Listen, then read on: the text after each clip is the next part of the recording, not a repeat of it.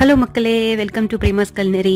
இன்றைக்கி நான் உங்கள்கிட்ட ஷேர் பண்ண போகிற ரெசிபி ஒரு யம்மியான பிரியாணி ரெசிபி, தொன்னை பிரியாணி. இது வந்து கர்நாடகா ஃபேமஸ் பிரியாணி. கர்நாடகா ஹோட்டல்ஸில் வந்து சர்வ் பண்ணுற ஒரு க்ரீன் கலர் பிரியாணி. ஸோ ரொம்ப டேஸ்டியாக இருக்கும். வாங்க குயிக்காக ரெசிபி எப்படி பண்ணுறதுன்னு பார்த்துடலாம்.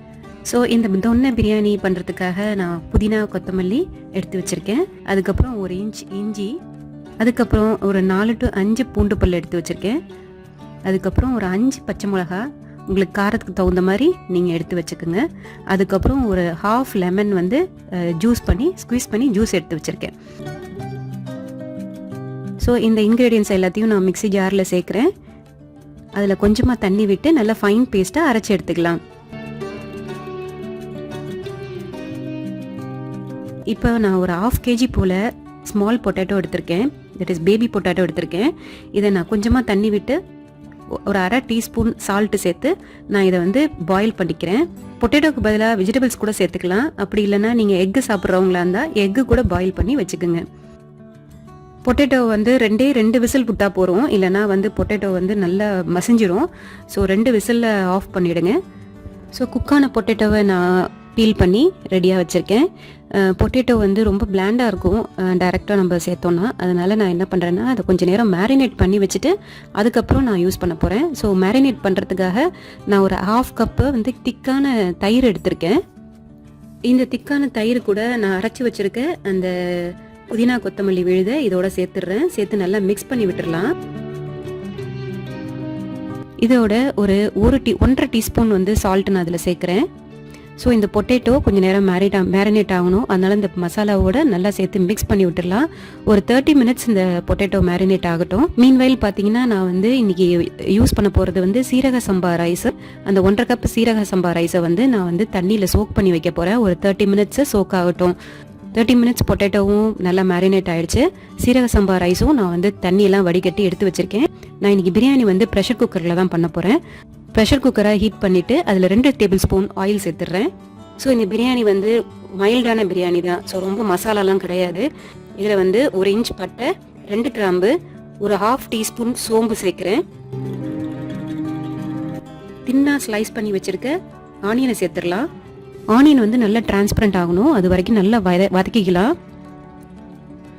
நான் இதோட கொஞ்சமாக புதினா சேர்த்துருக்கேன். புதினாவையும் சேர்த்து நல்லா வதக்கிக்குவோம்.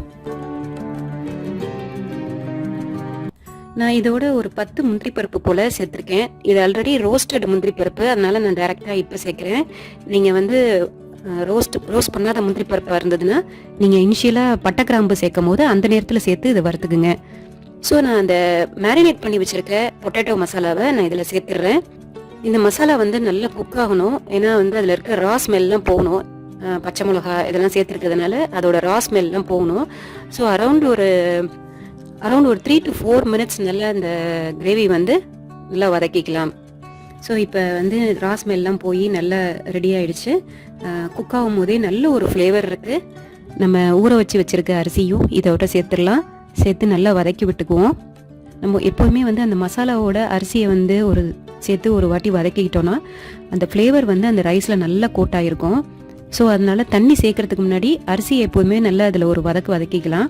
ஸோ இந்த ஸ்டேஜில் வந்து நம்ம தண்ணி சேர்த்துடலாம். நான் வந்து 1½ கப்பு சீரக சம்பா ரைஸ் எடுத்திருக்கேன். அதனால் 3 கப்பு தண்ணி விடுறேன். நம்ம ஆல்ரெடி உப்பு எல்லாமே சேர்த்துட்டதுனால நம்ம இப்போ இந்த ஸ்டேஜில் உப்பு சேர்க்கணும்னு அவசியம் இல்லை. இருந்தாலும் நீங்கள் தண்ணியை ஒரு வாட்டி டேஸ்ட் பண்ணி பார்த்துருங்க. உப்பு கம்மியாக இருந்ததுன்னா இந்த ஸ்டேஜில் உப்பு சேர்த்துக்கலாம். ஓகே, குக்கரை நான் மூடிட்டேன். ப்ரெஷர் குக் பண்ண போகிறேன். 2 விசில் வந்தால் போகிறோம். நம்ம ஸ்டவ் ஆஃப் பண்ணிடலாம்.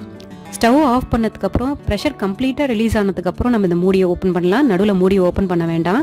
ப்ரெஷர் ரிலீஸ் ஆகிடுச்சு. நான் இந்த ப்ரெஷர் குக்கரை ஓப்பன் பண்ணுறேன். இதில் கொஞ்சம் கொத்தமல்லி தூவிடுறேன். ரைஸ் பாருங்கள், ஒன்றோட ஒன்று ஒட்டலை, அவ்வளோ அருமையாக குக் ஆகிருக்கு. இத்தனைக்கும் நம்ம சீரக சம்பா ரைஸ் யூஸ் பண்ணியிருக்கோம், ப்ரெஷர் குக்கரில் குக் பண்ணியிருக்கோம்.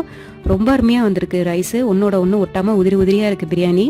நான் இந்த பிரியாணியை வாழை இலையில் தொன்னை பண்ணி சர்வ் பண்ண போகிறேன். தொன்னை எப்படி பண்ணுறதுன்னு பார்க்கலாம். நம்ம ஜஸ்ட் இது வந்து நம்ம நோட் புக் வந்து ரேப்பர் பண்ணுறதுக்காக நம்ம கட் பண்ணி ஜாயின் பண்ணுவோம் இல்லையா என்ஸை, அதே மாதிரி தான். Very simple. ஜஸ்ட்டு நம்ம வந்து ஒரு ரெக்டாங்கிளான ஒரு இதை வாழையிலையை ரெக்டாங்கிளாக கட் பண்ணிவிட்டு எட்ஜஸை இந்த மாதிரி ஃபோல்டு பண்ணிவிட்டு இது டூத் பிக் வச்சு என்ஸை வந்து சீல் பண்ணிடலாம். ஒரு வாழை இலையில் தொன்னை ரெடி ஆயாச்சு. பிரியாணியை வந்து தொன்னையில் சர்வ் பண்ணலாம். ஸோ இந்த மாதிரி சர்வ் பண்ணும்போது பசங்களும் ரொம்ப இன்ட்ரெஸ்டிங்காக சாப்பிடுவாங்க, அவங்களுக்கும் ரொம்ப பிடிச்சிருக்கும். ஸோ ட்ரை பண்ணி பாருங்கள். இந்த பிரியாணி ரொம்ப சூப்பராக இருக்கும், டேஸ்டியாகவும் இருக்கும். ஒரு மைல்டான பிரியாணி வேறு. ட்ரை பண்ணி பார்த்துட்டு எப்படி இருந்ததுன்னு உங்களோட ஃபீட்பேக் எனக்கு சொல்லுங்கள். இன்னும் இன்ட்ரெஸ்டிங்கான ரெசிபியோட அடுத்த வீடியோவில் நான் உங்களை சந்திக்கிறேன். Until then bye from Premalatha Aravindan. Bye.